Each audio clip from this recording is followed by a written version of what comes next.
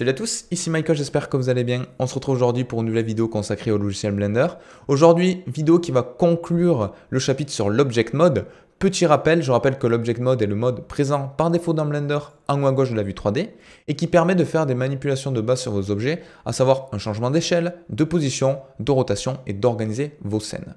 Donc aujourd'hui justement, on va vraiment voir l'organisation de vos scènes 3D présents dans Blender avec l'affichage et le masquage de certains éléments. Ça peut paraître deux notions complètement éloignées, complètement différentes, mais vous allez voir qu'il y a beaucoup de notions qui sont en parallèle sur ces deux fonctionnalités-là présentes dans Blender. Donc tout d'abord, pourquoi c'est important d'organiser une scène en 3 dimensions et plus spécifiquement dans Blender parce que c'est le logiciel sur lequel on s'intéresse lors de cette formation. Donc il faut savoir qu'une scène relativement simple, par exemple celle qu'on a sous les yeux, composée d'une lampe, voilà, d'un cube et d'une caméra, même si on ne renomme pas les objets, on ne va pas se perdre dans la masse d'objets présents ici. Mais lorsque vous allez avoir des scènes beaucoup plus complexes, constituées par exemple de centaines d'objets, forcément le renommage par exemple est très important. Donc le renommage d'ailleurs c'est l'étape numéro 1 pour l'organisation de vos scènes. Je vais supprimer ce cube et je vais rajouter deux sphères. Une première que je mets ici avec Shift A, je rappelle, et une seconde, Shift A, Mesh, UV Sphere, et je vais la décaler avec G, voilà, juste ici. Comme ça, j'ai deux sphères présentes dans Blender. Ok, comment elles sont nommées par défaut par le logiciel? Parce que j'ai rajouté une sphère, mais il ne m'a pas demandé comment je voulais l'appeler. Donc lui, automatiquement, il va le renommer en fonction du type d'objet que vous avez rajouté dans la scène 3D. Celle-ci, par exemple, j'ai bien rajouté une sphère, donc il me le renomme Sphere. Vous le voyez, en haut à gauche, on a bien une sphère. Le second objet, du coup, comment il s'appelle? Parce que je rappelle que dans Blender et en informatique d'une manière générale, un identifiant est unique à un objet. Donc le nom, dans Blender, c'est l'identifiant de l'objet, donc il doit être unique. Donc un objet égale à un identifiant qui est unique et qui permet du coup d'identifier ce même objet. Ok? Donc le second objet, il ne peut pas s'appeler sphère également. Si je clique dessus, on voit qu'il s'appelle sphère 001. Donc ça c'est très bien. Et on peut s'imaginer que plus je vais rajouter des sphères et plus Blender, de manière incrémentale, va renommer petit à petit nos objets. Donc vous imaginez bien que je ne peux pas par exemple donner un projet à quelqu'un si je fais un travail collaboratif avec des centaines d'objets et avoir par exemple une sphère qui s'appelle sphère 046. Ce serait vraiment incompréhensible et ça demanderait un travail supplémentaire pour s'imprégner de la scène et vraiment pour comprendre toutes les fonctionnalités de celle-ci. Pareil pour vous, si vous faites des projets perso, ça va être vraiment galère de s'y retrouver si vous renommez aucun objet. Pareil, si vous reprenez un projet après plusieurs mois, pour s'y remettre dedans, c'est difficile. Donc toujours renommer vos objets, du moins, on va dire les objets importants. Si vous ne voulez pas tous les renommer, c'est pas grave, mais au moins les objets principaux qui constituent votre scène. Donc là, on va dire que ces deux sphères, ce sont mes objets principaux. Je vais sélectionner celle de gauche, sphère 001, et je vais la renommer. Comment je fais? Je ne peux pas cliquer en haut à gauche, ça c'est uniquement quelque chose qui nous est affiché, mais ce n'est pas une propriété éditable de mon objet. Comment je fais pour éditer le nom? Tout simplement, je sélectionne mon objet et je vais aller à droite sur ce petit carré dans le Object Properties. Donc ça, c'est une fonctionnalité présente dans le Properties qui est par défaut normalement affiché en bas à droite, mais sinon vous pouvez aller ici dans Data et cliquer sur Properties et ça va s'afficher automatiquement. Donc je clique sur le Object Properties et là j'ai bien un champ en haut avec le libellé, le nom de mon objet. Et je peux la renommer par exemple sphère test. Et là je fais Entrée. Et on voit bien que l'objet a été renommé à plusieurs endroits. On le voit ici, qui indique l'objet qui a été sélectionné, sphère test. On le voit du coup en haut à gauche. Là où on voyait tout à l'heure sphère 001, ça a bien pris en compte mon nouveau libellé. Et je le vois également en haut à droite, ici. Alors qu'est-ce que c'est cet espace? Cet espace, ça s'appelle l'outliner, présent par défaut dans Blender, dans le layout de base. Sinon, vous pouvez cliquer ici et vous mettre en outliner, toujours dans la catégorie data parce que c'est de la gestion de données. C'est l'outliner qui va me permettre de gérer toutes mes scènes.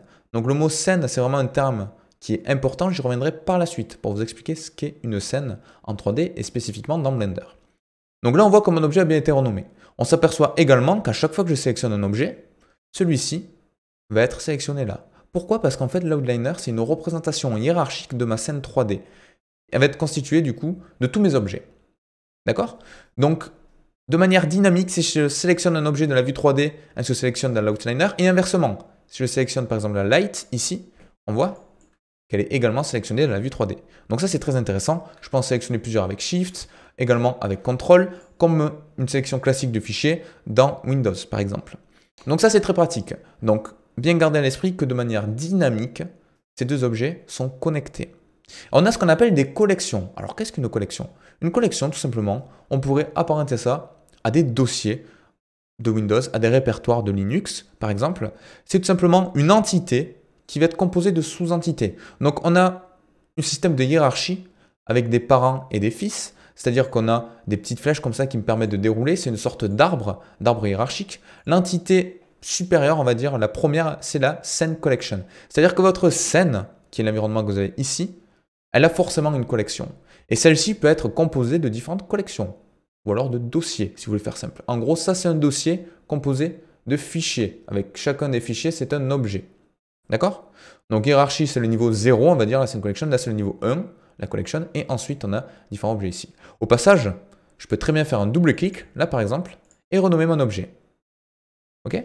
Donc, ça, là, je peux l'appeler sphère de base, entrée, et il me le renomme. Donc pareil, de manière dynamique, ici, je peux jouer sur différents paramétrages. Donc ça, c'est très important. Pourquoi? Parce que je vais pouvoir créer d'autres collections pour organiser mes objets. Imaginons que là, je rajoute un mesh de type torus. Voilà. Je veux lier ces deux objets-là. Comment je fais? Je peux sélectionner les deux avec Shift, soit dans la vue 3D, soit dans l'outliner. Et maintenant, je veux créer une collection à proprement parler. Imaginons que ça représente un vaisseau, par exemple. J'ai deux manières. Je peux créer une collection directement dans l'outliner et directement dans la vue 3D. Alors dans l'outliner, c'est le plus simple parce que c'est assez intuitif pour ceux qui ont l'habitude d'utiliser des systèmes informatiques. Je peux faire clic droit, New Collection. Voilà, il me rajoute ici collection numéro 2. Je peux double-cliquer. Je vais l'appeler par exemple vaisseau. Voilà, imaginons que ça ce soit un vaisseau spatial. Je sélectionne mes objets. Je peux faire du drag and drop et hop là. Drag and drop, donc je sélectionne mes objets. Je laisse enfoncer, je glisse et je dépose dans mon dossier vaisseau. Et là, il a bien été assigné ici. L'avantage, c'est quoi? L'avantage, c'est que quand je vais avoir une scène complexe, je peux facilement désactiver ou activer cette collection-là. Et je peux créer des sortes de groupes. Donc ça, c'est très pratique. Je peux également faire un clic droit, par exemple, et Select Object, et ça me sélectionner tous les objets présents dans ce groupe. Donc ça, c'est très important. Alors là, je vous ai montré, on va dire, la manière visuelle dans l'outliner, mais je peux directement le faire dans ma vue 3D. Donc je vais créer un autre objet, par exemple un cylindre. Je vais le décaler ici. Je vais faire S, Shift Z pour changer sa taille. Voilà, et après SZ, comme ceci. Maintenant, ces deux objets, pareil, je vais les lier. Donc je peux sélectionner les deux. OK. Et je vais appuyer sur M. M comme Move to Collection. Et là, il me demande si je veux le déplacer dans une collection qui existait déjà. On a soit la scène collection, qui est la collection de base de Blender, soit la collection, soit le vaisseau. Ça, c'est ce qui est créé à droite. Mais moi, je vais en créer une nouvelle. Donc, je fais New Collection. Je vais l'appeler, par exemple, vaisseau 2. Je fais Entrée. OK. Et automatiquement, il me crée la collection et il me décale les objets dedans. Donc, cette technique-là est un petit peu plus rapide, mais un petit peu moins intuitive parce qu'il faut connaître forcément le raccourci clavier. Donc là, c'est très pratique parce que je peux afficher ou activer, pardon, ou désactiver certaines collections. Très important de faire la nuance entre activer et afficher. Pourquoi? Parce que je vous ai dit que lors de cette vidéo, on va également voir en termes d'organisation comment masquer des éléments. Pour masquer des éléments, vous pouvez voir que vous avez un petit œil à droite présent dans l'outliner. Donc ça va masquer uniquement dans la viewport. Vous le voyez, hide in viewport. Ça va le masquer dans votre affichage, mais lors du rendu, qui est une notion qu'on verra plus tard, il sera malgré tout affiché. Donc ça va uniquement le masquer pour vous, mais physiquement, il sera quand même présent. Par opposition à ceci qui va carrément le désactiver. OK? Exclude from view layer. Donc dans le calque sur lequel vous travaillez, il sera désactivé. Donc deux notions différentes. D'accord? Donc là, c'est pour masquer. Là, c'est pour désactiver. Donc pour masquer facilement, il y a toujours un système de hiérarchie. Donc si je clique sur l'œil en face de vaisseau, ça va me masquer tous les éléments qui constituent la collection. Après, je peux les masquer un par un. Je peux même laisser enfoncer mon clic et glisser et il va les masquer au fur et à mesure. OK? Il y a un raccourci clavier pour ça, bien évidemment. Le raccourci clavier, c'est H. Donc là, je sélectionne par exemple ma sphère de base. J'appuie sur H. Il me le masque. Donc ça me met Hide Object. Et on le voit ici, l'œil est fermé, donc il n'est plus visible. Pour le rafficher, soit je clique sur l'œil, soit je fais Alt H. Alt H, ça va tout simplement réafficher tous les objets qui ont été masqués. Donc par exemple, je sélectionne ces deux objets, je fais H. Vous voyez qu'on a deux yeux qui ont été désactivés. Et si je fais Alt H, il me remasque. Il me raffiche les deux, pardon. OK?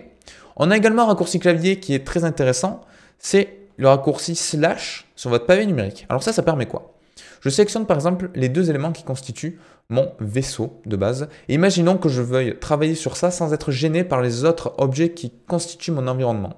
Je vais sélectionner ces deux objets et si j'appuie sur slash, dans un premier temps, il recentre ma vue, c'est ce qu'on appelle une local view, parce qu'il me recentre la caméra dessus, et il va m'enlever de l'affichage tous les éléments externes de ma sélection. Vous voyez, là, j'ai plus mon vaisseau qui était situé à gauche. Malgré tout, si on regarde l'outliner, c'est étrange. Rien n'est désactivé, rien n'est masqué, tout est affichable dans Blender. Mais là, on est dans une perspective, dans une vue personnalisée. On le voit d'ailleurs en haut à gauche, user perspective locale. Et si je veux repasser dans ma vue globale, je vais appuyer sur tabulation.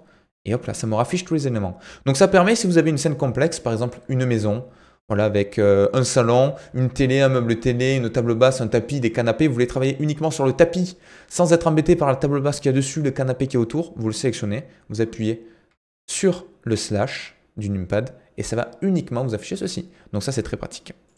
Et enfin, la dernière notion qui est un petit peu moins importante en termes d'organisation, mais je voulais vous la montrer pour que vous puissiez voir que ça existe, c'est l'organisation de vos scènes.